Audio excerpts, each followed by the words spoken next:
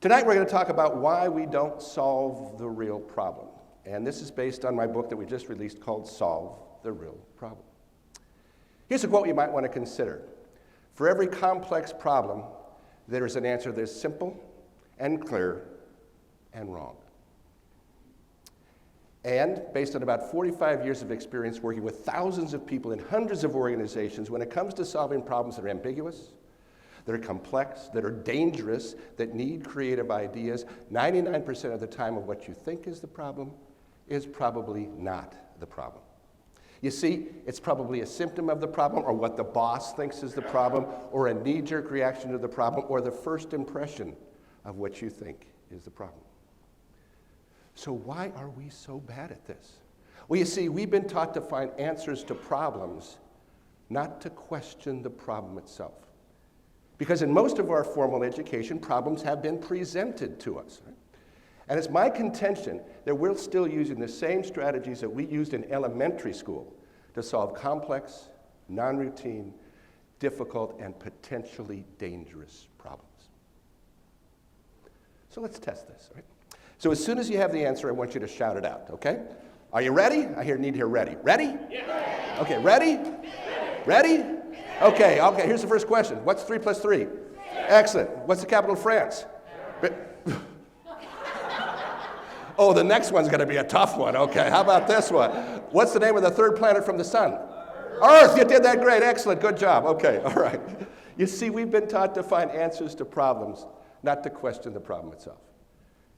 This is a little story called Dancing with Coyotes. And a couple of years ago, my friends Larry and Dan lived in this wonderful place called Placerville, California. Now, Placerville is a small mountain town. It's an old mining town that sits at the base of the Sierra Nevada mountains. It's a beautiful place to live, right? And Larry and Dan have two little dogs, Razy and Lodi. And they love to walk them on their land, okay? But there was rumors in the area. Dan sighted a coyote in the area.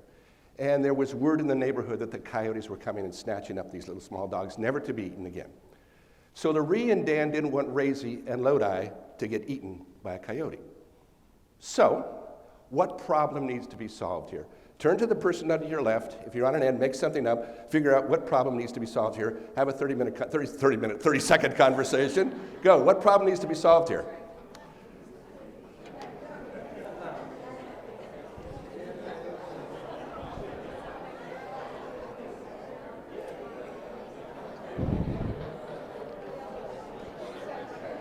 Okay, let's hear from you. So what problem needs to be solved? What do we need to solve? What's that? I need to hear from you. What problem? How to kill the coyotes. Okay, good. Okay. What other problem might be solved? How to get bigger dogs. Okay. So here's how Dan defined the problem. Dan defined the problem as how to get rid of coyotes. Okay? That's the way he saw it. Okay? Yeah. Now you see, it's legal to shoot coyotes in Placerville because they're considered a menace. But Dan is a very kind individual. He could never shoot an animal, okay?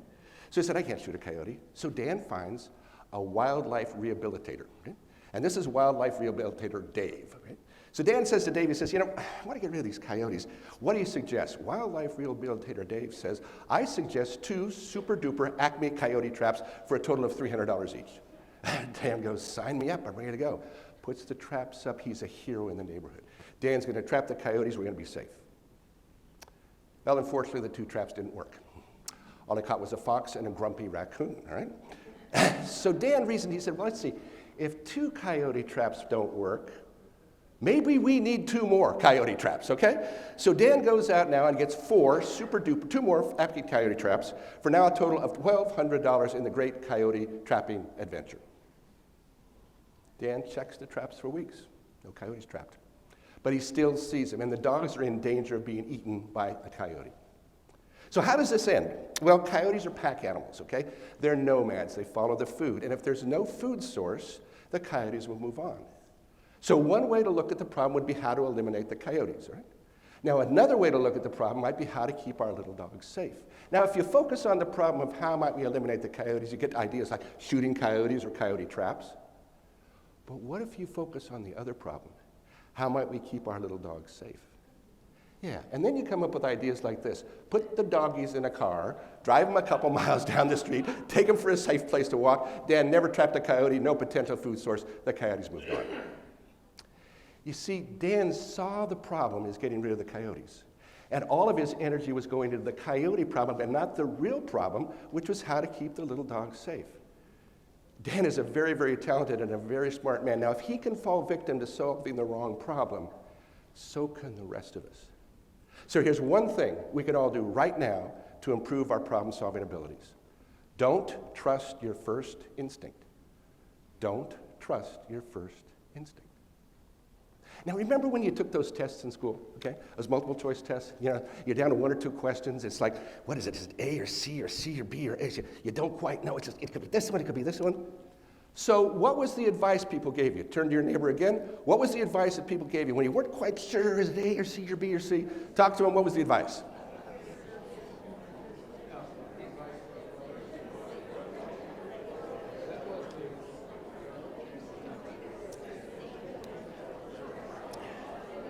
Okay, let me hear from you again.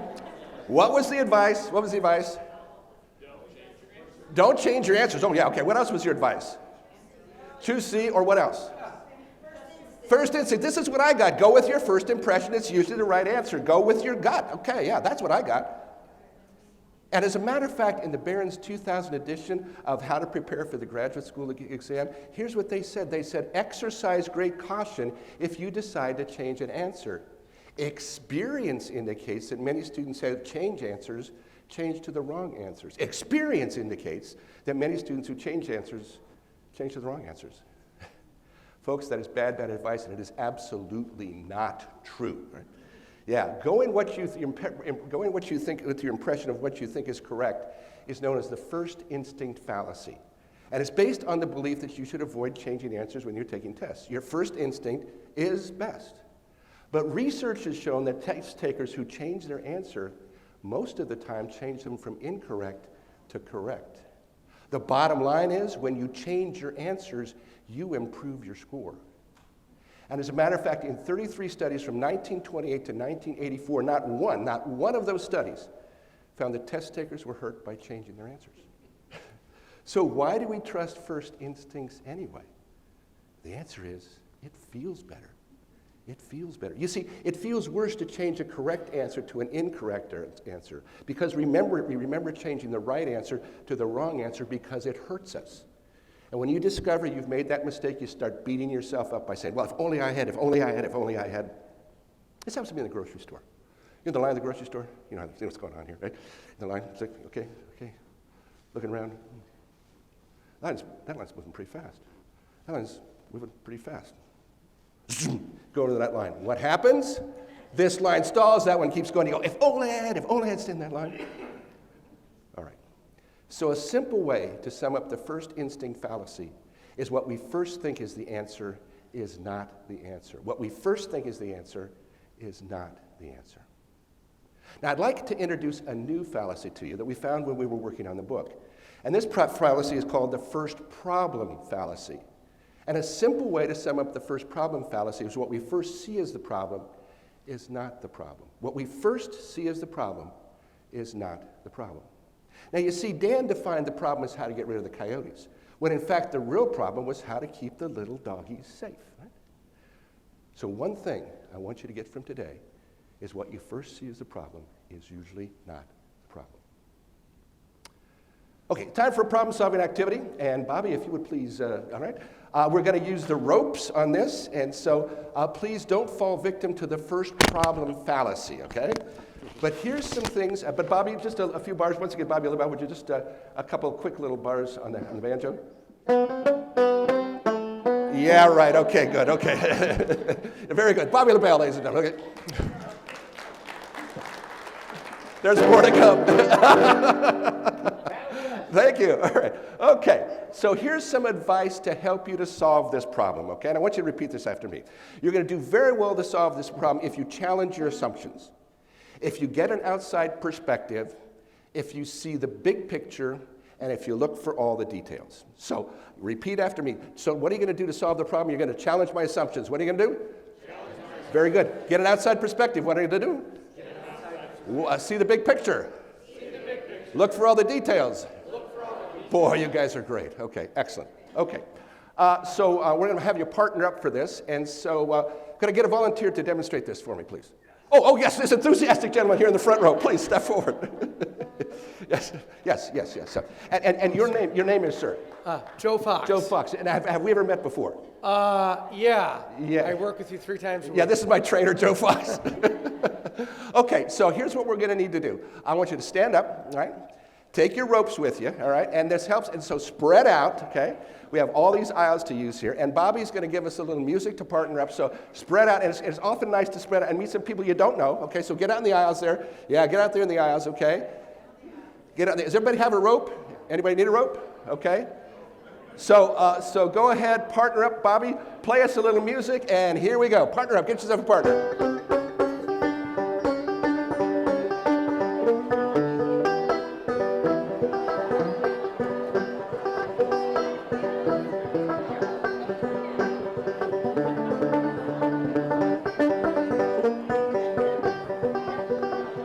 Okay, does everybody have a partner? Everybody have a partner? Who needs a partner? Who needs a partner? Anybody need a partner? Okay, partner over there. Okay, Kelly, we need a partner for that person right there. And there we go. Everybody's got a partner?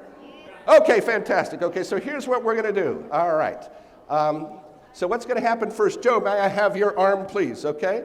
Yes, your whole arm. There we go. Thanks. Shake your hand. So what's going to happen is one of you is going to tie the rope around your partner's wrist just like this. Now, here's the deal. You don't want to cut off the circulation, all right? So you want to leave room for a couple of fingers to get through there. So I'm going to tie that onto Joe's wrist, and Joe's going to tie the rope onto my wrist. Go ahead, would you now, please?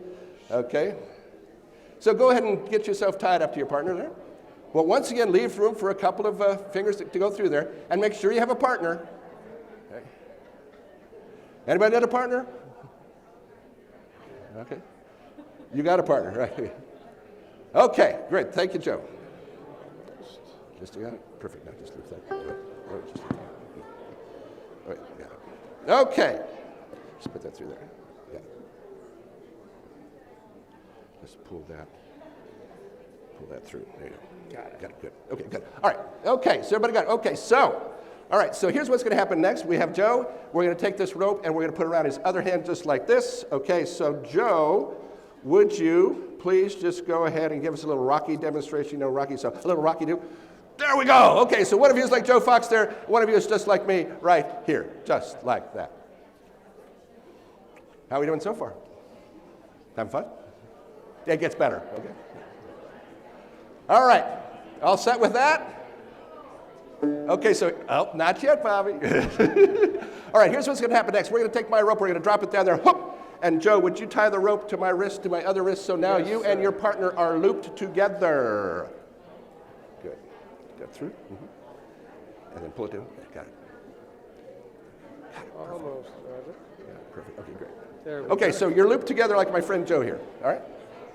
Okay, like this. Like this. Untie. There you go. Okay. Everybody loop together? Okay, so this is not the way you solve it, okay? So I'm going to just do this for demonstration purposes. So here's the deal. The name of this activity, all right, is called handcuffs, okay? The objective of this activity is to get yourself unhooked from your partner so when we go to the party, you can go to the bathroom by yourself, all right? The end result is your own ropes, on your own ropes, just like this, okay? You cannot cut, burn, untie, chew, wear down, slice, dice, or dynamite the ropes. You cannot take the ropes off of your wrist or your partner's wrist or anyone else's wrist, okay? Now, so you're going to end up like this. I did not solve the problem. Now, before we start, don't start yet, Melody. I got you. Okay, so don't start yet. Okay, before we start, what questions do you have? That's a good question. You'll figure it out. Okay. So now here's the deal.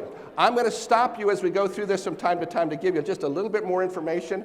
And so when Bobby stops, you stop. But Bobby's going to help us work on it right now. So Bobby, hit it. Here we go.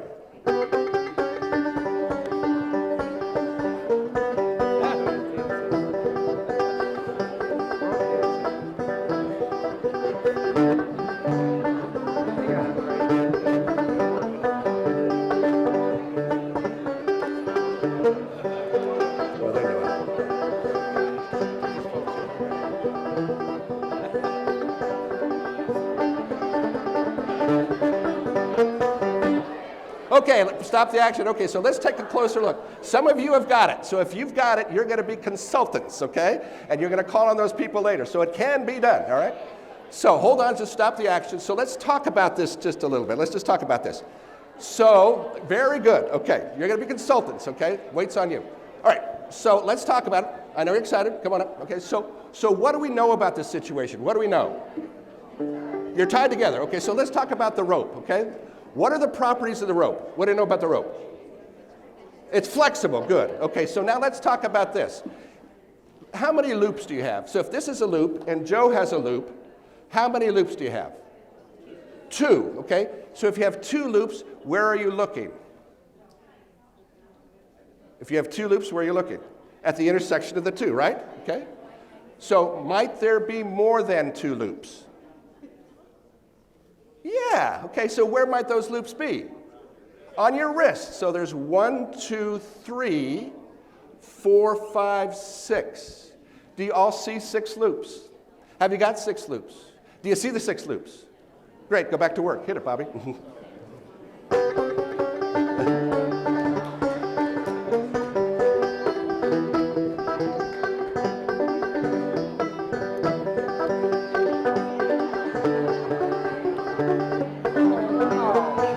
Good athleticism.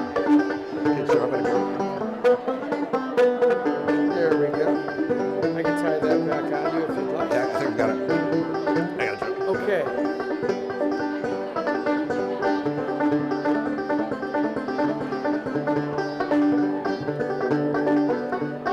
I'm gonna come around behind you. Just start with this.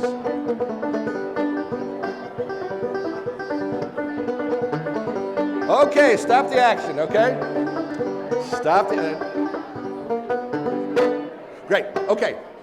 All right, some of you have got it, and so what's going to happen this next time, if folks have not got it, ask for some help, and they're going to come and help you. But let's take a look at the situation here. So let's take a look. So look at the rope here. Does everybody see my rope? Okay, don't work on it. I know you're excited. Okay, so where does the rope want to go? Through the arm. Yes, so one solution to the problem would be what? Cut his arm off, but then he'd have a bloody stump and a one-armed trainer, and we don't want that, okay? But specifically, what part of Joe's arm does it want to go, not want to go through? His forearm, okay, good. And so what do we have next? What's next? His wrist. And then what? Oh, whoa, wait a second here. Wrist, what's next? The rope, okay. Then what? Hand. Then what? Fingers. And what? Fingertips. Nothing. Okay, so once more. Where does the rope want to go? To the other side of his arm, okay, so what's in the way? Arm. Wrist, rope, hand, fingers, nothing. You see it? Go back to work. Hit it, Bobby.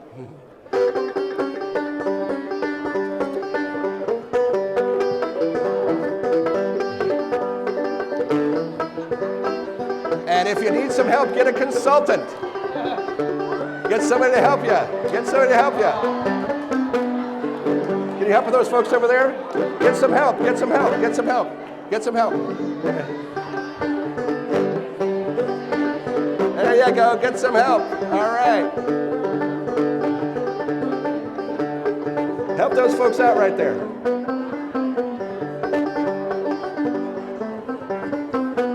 Okay, one more time.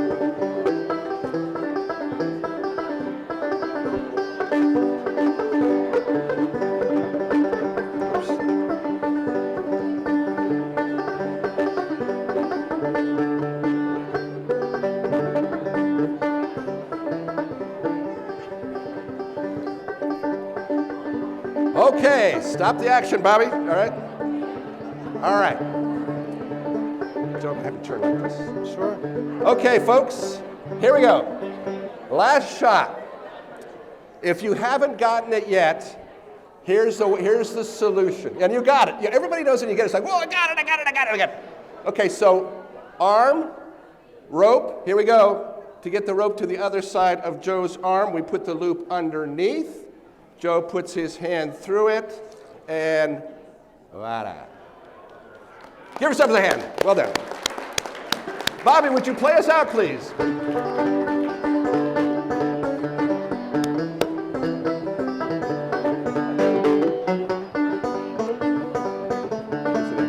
Have a seat, everybody.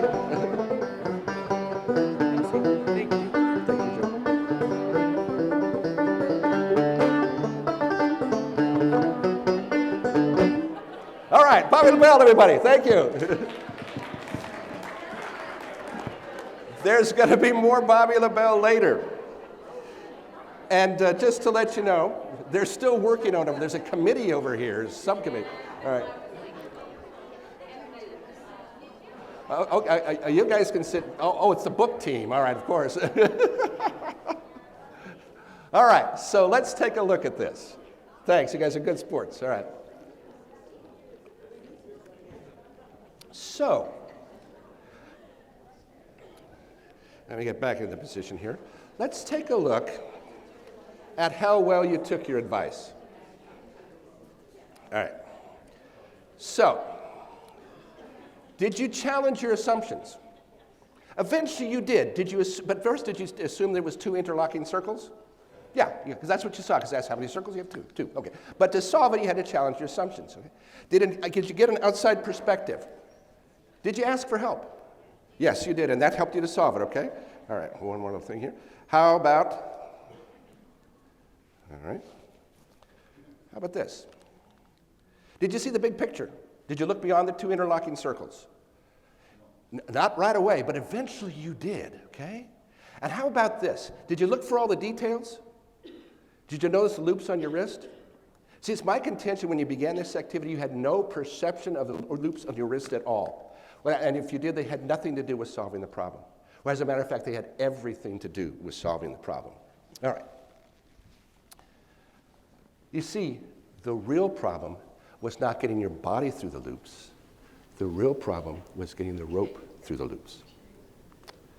Okay, so the single focus of this book is to find the real problem in any situation you might encounter, personal or professional. And we're focusing on finding the real problem because it doesn't make any sense to generate ideas for solving the wrong problem. Not at all, okay? You see, most of the time what most people associate with creativity is ideas and coming up with lots and lots of ideas. But it's been my experience in the last 45 years in this business, when the area of the creative process where we clarify the problem is even more important than the stage of the process when we're generating ideas, because it doesn't make any sense to solve the wrong problem. Here's a wonderful quote from Stuart Firestein, No Relations book, Ignorance, How It Drives Science. You see, to clarify problems, we ask questions. But not just any kind of questions, we ask creative questions. Here's what Stuart said. I love this quote. He says, questions are more relevant than answers. Questions are bigger than answers. One good question can give rise to several layers of answers, can inspire decade-long searches for solutions, can generate whole new fields of inquiry, and can prompt changes in entrenched thinking. Answers, on the other hand, often end the process. Answers, on the other hand, often end the process. You see, we use creative questions to clarify problems because the language that we use to describe a problem is going to determine how we go about solving that problem. So creative questions begin with these phrases: how to, or how might, or in what ways might, or what might be all the. Now I want you to notice the difference here. See, notice the difference between we don't have enough money or it's too expensive, as opposed to how to raise the money or how might we reduce the cost. Those first two statements, they block your thinking. They send a message to your brain that there aren't any ideas out there, so why bother even looking for those ideas? Those two questions open your mind to the possibility of solving the problem. They provoke you to think about ideas for solving the problem. So here's a little background on the book. I interviewed the following people from the book for this, from the following fields: from medicine and from aviation and engineering and business, government, military, education, transportation, negotiation, agriculture, advertising, everyday life, and manufacturing. And I asked them one question. And the question was, can you tell me a story from your life or your work where you discovered the problem that you were trying to solve was not the problem at all? And they were wonderful and so generous with their time. And when I interviewed their answers, I found that they settled into 4 mindsets. Now, a mindset is a particular way of thinking, and the 4 mindsets were the key to solving or finding the real problem. And here they are. You've seen them already. Challenge your assumptions, get an outside perspective, see the big picture, and look for all the details. So this is a story, I think, that hits on all 4 mindsets. So question is, how many of you have flown on an airplane? Raise your hand, please. Okay, Very good. Okay, good, good, good. How many of you ever flown on a Boeing 747, that airplane with the big hump up there in the front? Yeah, pretty cool airplane. Okay, all right. So this is a story about how two pieces of scrap metal saved the airline industry billions of dollars and kept billions of people safe. And in the late 1970s, a young engineer named Scott Kempshall was assigned to the cockpit design team of the Boeing 747. And as we talked about, the 747 is the airplane with a nice big hump up there in the front. Very cool looking airplane. Now, on his fourth day of work, this mechanism lands on Scott's desk. Kaboom.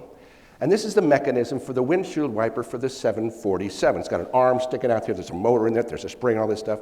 Scott's job was to get this FAA certified, or his problem to solve was how to get this FAA certified. That's it. Just get it certified. Okay.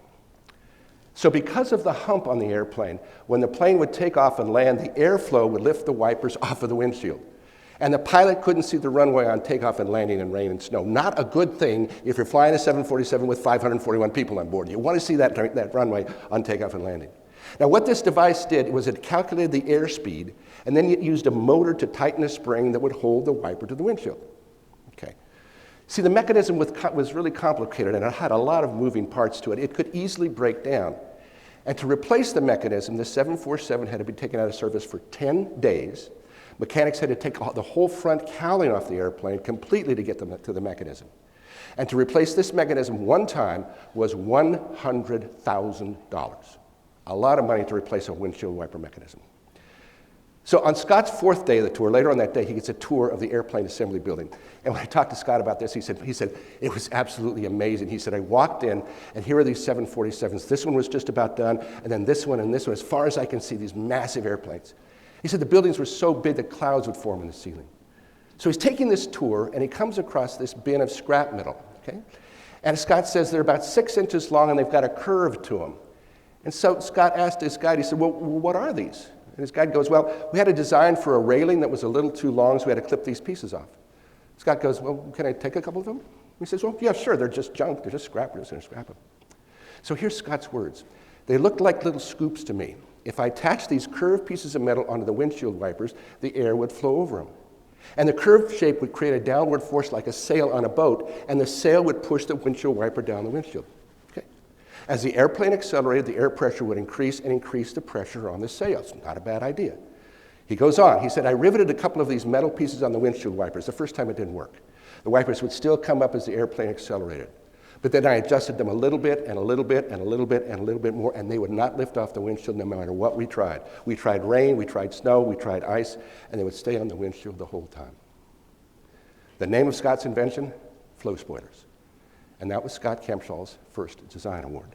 And here they are, right there. Yeah. And they're there again. And they're on most aircraft now because they work so well. Scott's flow spoilers have protected the lives of 3.5 billion people who have flown on 747s. So let's look at the long-term results of Scott's invention. You see, each one of these mechanisms cost $10,000 each for a total of $20,000. That cost was immediately eliminated. Each one of these mechanisms weighed 20 pounds for a total of 40 pounds each, for a total of 40 pounds. That weight was immediately eliminated. You don't want to add weight to an aircraft if you don't have to. Now, the lifespan of the 747 is about 30 years. Now, because this mechanism is complicated with lots of moving parts, it would need to be replaced about every 10 years. So let's figure this out. $100,000 times 3 equals $300,000 per airplane. Okay, Boeing delivered 1,567 747s at $300,000 times 1567. That comes up to be a total of $470,100,000 in 1980 dollars. In 2023 dollars, to replace that mechanism, it's $1,715,956,310.68. Okay. With Scott's invention, the aircraft doesn't have to be taken out of service. The blades can be changed right on the tarmac, costs about $2,000, takes about 2 hours. Amazing. Challenge your assumptions, get an outside perspective, see the big picture, look for all the details. So let's dig into this just a little bit deeper. Challenge your assumptions. Now, Boeing assumed the problem was a wiper mechanism. And Scott's job, his problem to solve, was just get it FAA certified. That's all, kid, get it FAA certified. That's it. Okay. See, if Scott hadn't challenged the assumption that there might be another way to do that, he would have never even noticed those bins, the scrap metal in the bins. Get an outside perspective. This was Scott's fourth day on the job. He was a fresh pair of eyes. He saw the problem from an entirely different perspective. See the big picture. Scott looked beyond his immediate task of getting the wiper mechanism certified. You see the real problem was keeping the wipers on the windshield. And look for all the details. Scott looked at all aspects of the problem. He saw the details and the scrap pieces as a way to solve the problem. And Scott Kempshall helped keep 3.5 billion people safe. And I'm proud to say that Scott Kempshall has been my friend since we're 14 years old. This is Scott. Yeah. Scott planned to be here tonight, but let's say he's very busy protecting our country right now. So, all right. So, to find the real problem, pause. Don't accept your first impression of the problem as the real problem. Ask creative questions, generally at least 10 of them. Okay? Choose the creative question that best defines your problem, and then, only then, generate ideas for solving it. Okay. Last thought. We started with coyotes. We're going to end with bees. Right? See, Scott's flow spoilers cost Boeing almost nothing, but they saved the airline industry billions of dollars and kept 3.5 billion people safe. Scott asked a few creative questions, and he had the tenacity to try out his idea. See, the leadership in Scott's department created an environment where people were willing to contribute ideas, and they gave him time to work on that. And when Scott's flow spoilers didn't work the first time, his project wasn't shut down because it failed. You see, the fact is, if you're a leader in an organization, and most of you are leaders in your organization, you have absolutely no ability to help someone come up with creative ideas. You cannot make someone come up with creative ideas. You see, if you want bees to make honey, you can set up the bee box in the spring, which is the perfect time of the year. You can buy the best bee boxes available. You can raise a bee box in the most beautiful place in your property, and you can bring in a healthy queen. But you can't make the bees make honey. You see, reading a book on creativity or attending a creativity workshop or a speech like this doesn't guarantee that you're going to be more creative. And trying to impose creativity from an external organizational mandate on people has been one of the major reasons why creativity and innovation initiatives in organizations have failed.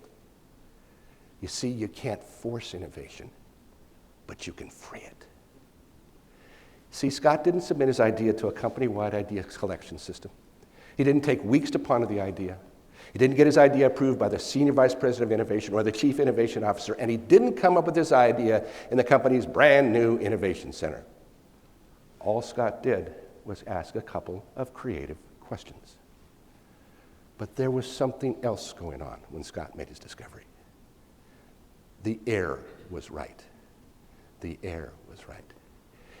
The biologist and author Lewis Thomas, who wrote the wonderful book, The Lives of the Cells, says this about discovery. Thomas says, discovery cannot be prearranged in any precise way. The minds cannot be lined up in tidy rows and given directions from printed sheets. You cannot get it done by instructing each mind to make this or that piece of information for central committees to fit with the pieces made by the other instructed minds. It does not work this way. What it needs is for the air to be right. You see, if you want a bee to make honey, you don't issue protocols on solar navigation or carbohydrate chemistry. You put them together with other bees and you do what you can to arrange the general environment around the hive. You see, if the air is right, the honey will come in its own season. And excuse me again, if the air is right, the science will come in its own season, just like pure honey. So, if you want your people that you lead to be creative, if you want your people to look for problems to solve, make the air right. Make the air right. And what's one thing that you can do to make the air right? Pause. Ask. Choose. Thank you very much.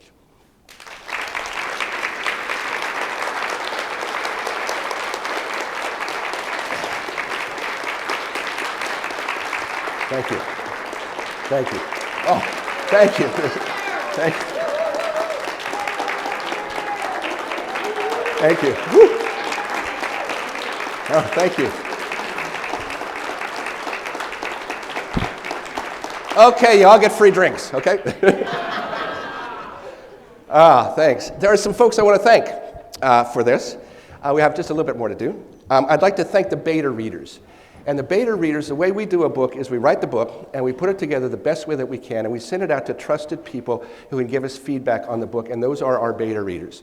And these people are absolutely essential because they help to make the book so much better. So if you're a beta reader, please raise your hand. I see Robert Gatewood, you're a beta reader, thank you. Thank you. Mary Beth Whiting, Doug Reed, Joe Fox was a beta reader, thank you. Strawberry Olive, Lori Ames, Andrew Lazikas, Nathan Lazikas, Margaret Kaiser, many of these folks are away. John Cobbers in Mexico, Jonathan Vierco. Eric Eustace was a beta reader. Thank you, Eric. Yeah, Eric. Laurie Kiley, Bobby LaBelle. Bobby's probably out working already. Caitlin Navala, Steve Lazikas, and my mom, Ruth Firestein. Yeah, Mom. Hi, Mom. By the way, we're live streaming this, so Mom's there. So we also had some other distinguished beta readers. We were very fortunate to get Mr. Kevin Bacon of Omaha, Nebraska. Please notice his spectacles. And this is what Mr. Bacon said. He said, being a small animal myself, I particularly enjoy the Dancing with Coyotes story. Wild guy. The folks that made this book work, I would like to thank them. I'd like to thank Laurie Kiley and Dan Crary. You've heard their story first. My dear friend, Dr. Scott Kempshaw, Dr. Michael Geraci Jr., Louise Nielsen, Robert Gatewood, thank you, Robert, for your stories. Eric Eustace for your stories. Wade Troxel, Mike Whiting, Philip Kepler, your grandfather. Bonnie Craven, Ken Kamiga. Wave Ken, please. Ken Kamiga, thank you, Ken, all right? Priya Pinto, and John Conrad.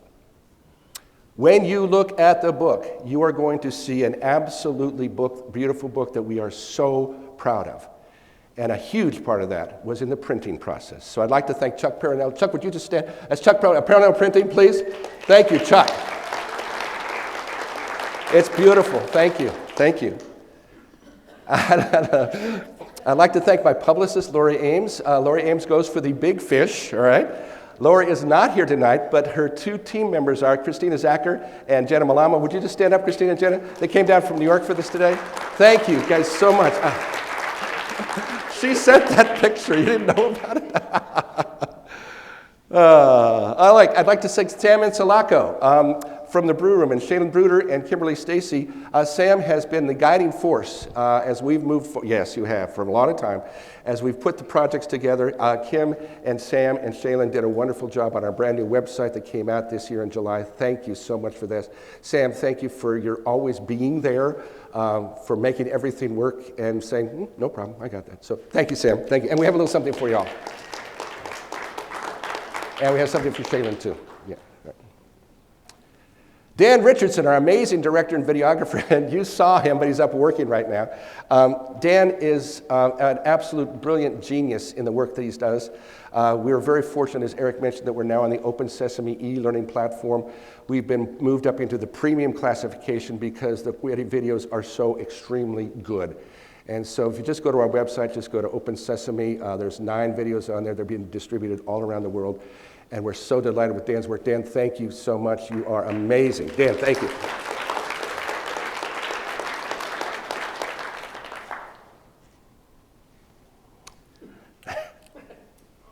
Yeah. Heather Zikas and Cassandra. Would you come up, please? Oh. Right over here.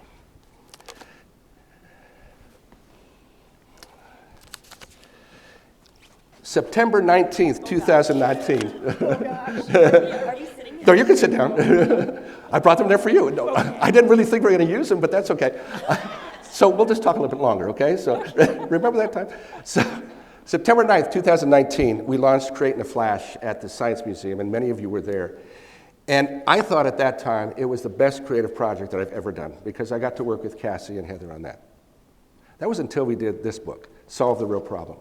And I want to say to both of you, it is still the most amazing creative project we've ever done. This one is even more amazing.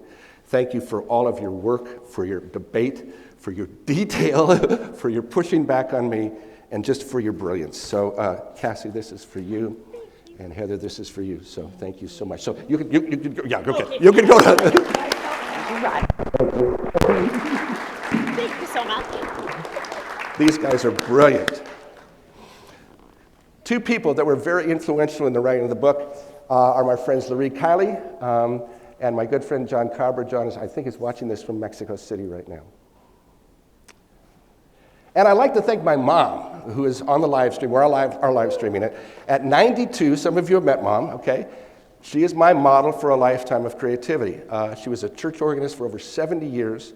She was the first woman president of her church's leadership council, a choir director at 83, school photographer, calligrapher, a farmer's wife, and a sheep midwife, right? And her quilting body of work exceeds over 300 pieces. Amazing. So thank you, Mom.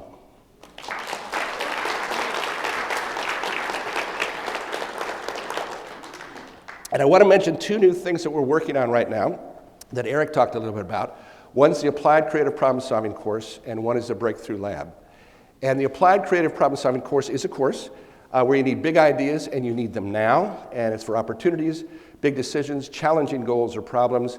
And so what if the next time a big challenge came your way, you knew exactly how to solve it? And here's a short, and by the way, the folks who have taught this, have had this course in the past, have created new businesses, have improved their existing businesses, have developed inspiring educational programs, invented new products or services, reduced manufacturing costs, began to improve quality in healthcare, solved community problems, improved personal relationships, and launched entirely new careers. And here's just a 2-minute video on what it's like to take the Applied Creative Problem Solving course.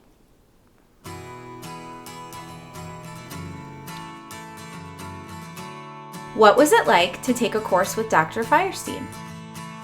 Well, taking the creative problem solving courses was different than any class I've ever taken. You walk in and there's music playing and there's fun things on the table and you can just tell that it's going to be a good experience. The whole mindset changes. It just clicked, and it's so much fun, and you're working with all these high-powered people, and it just, the whole thing, just the energy just gets flowing and the juices gets flowing, and you just think about what I should do.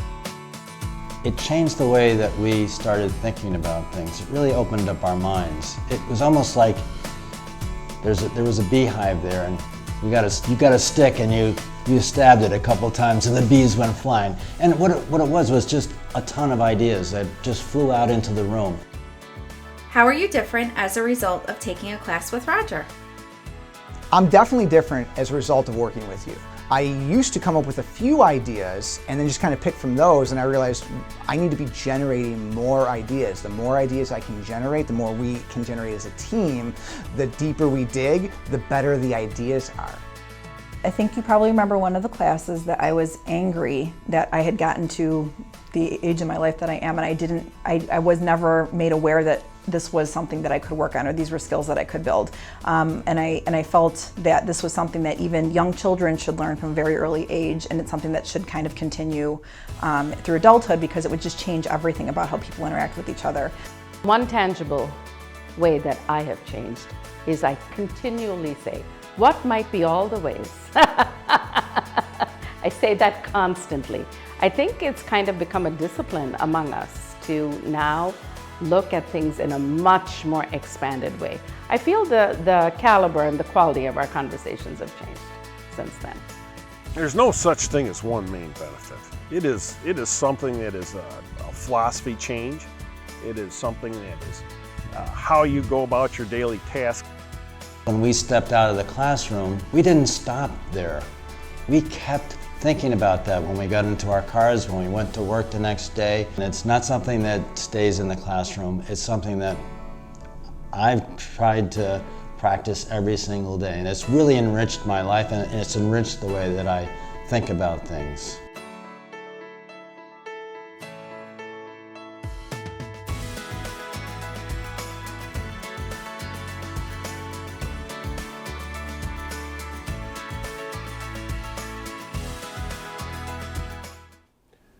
Okay, so some of the folks are already registered for the course. Our friend Joe Fox, Mike Geraci, Dan Sheehan, who's with us, Robert Gatewood, Arshana Mishra, Pam Marshucci, Ken Snyder. So these folks will be taking the course. It's going to be coming up soon, Monday and Tuesday, Monday, October 2nd, all day, Tuesday, October 3rd, half day, Monday, November 6th, all day, Tuesday, November 7th, half day. There's going to be a flyer at the book signing table if you're interested in that. So very excited about that. And we're doing it on the Roycroft campus. Where else can you get more creative? Yeah. And now for something completely different. This is the Breakthrough Lab. And the Breakthrough Lab is when your company needs breakthrough ideas for solving a specific problem that's facing them. You need creative ideas, you need them fast. Right? And we use a worldwide network of creative catalysts to help you find the real problem and generate hundreds of ideas for solving it. And it's for creating new ideas for products or services or solving tough strategic business problems facing your company. And so we've worked with a number of clients. One of our clients is Hero, which is Hero Cosmetics Company. And if you have somebody in your life that's 15 or 16 years old and you mention Hero and you say the word Mighty Patch, they will go, whoa, okay? It's a marvelous invention that you use for if you have a pimple, you put it on the pimple on the patch, overnight, comes off, gook's gone, right? From Hero, they said, I searched forever for an innovation team that would help my team think outside the box and bring new product ideas to the table. I love how Roger's team helps you think for yourself, connects big issues to things that nature already has the answers for. He brings in creative catalysts, some of them in this room, to bring a fresh perspective to the bunch. One of the ideas from the Breakthrough Lab might take the R&D team 5.5 years to develop, but it would be groundbreaking for the brand. Love this company. And a local company here in Buffalo and New York, Priya Pinto's company, Allwell. We were stuck. We needed to unstick ourselves, but nobody could do the unsticking but ourselves. And we were looking at things that are very concrete. Let's solve it the way we've always solved it. But that solution has never actually worked. Now we've learned a new way of looking at things, a new way of solving problems. We've also taken this process and used it in a couple of other scenarios, so the applications are endless. So the Applied Creative Problem Solving courses teaches the course, applied personally. Breakthrough Lab is for the heavy-duty stuff. One last piece of business. So if you want to register for the course and learn more about it, there's stuff on the table out there. Here's the last piece of business. This book is dedicated to my daughter, Maria Roll, and and Maria became a doctor on April 30th this year, married Tim Roll on April 20th. They're on the live stream. I love you both so much, right? And they're not able to be here with us because Maria's doing her residency at the University of South Carolina Medical Center in Charleston, and Tim is a mechanical engineer with Bosch. Maria, I'm wearing your cufflinks, okay? All right. Yeah, Maria and Tim, thank you. Thanks, guys, thank you. Thank you. And I'd also like to thank my dearest friend, Eric T. Eustace. And Eric T. Eustace, the most feared gunslinger in northern Colorado. That's the line, okay? Eric, thank you for the journey we've taken over the last 10 years or so, for your counsel, for your good counsel, for your friendship, for your great ideas, and for always being there to make me laugh. And I love you so much for that. Thank you, Eric. Thank you.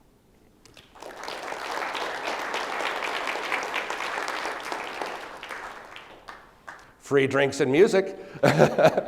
So folks, we are done with this presentation. Please make your way out to the other area up there. We have music, cocktails. Bobby is going to be playing along with Ken Kaufman. Bobby, two-time member of the Buffalo, New York Musicians Hall of Fame, along with Ken Kaufman as well. Both played on the road. Enjoy their music, enjoy the food and drink, and come over to the book table. So thank you very much for being here. I really appreciate it. Thank you. Thank you. Thank you, Joe. Thank you. Thank you so much. Thank you. Thank you. See you in a few minutes. Oh, and you can take the ropes with you, but you can leave them too. All right. See you in a few minutes.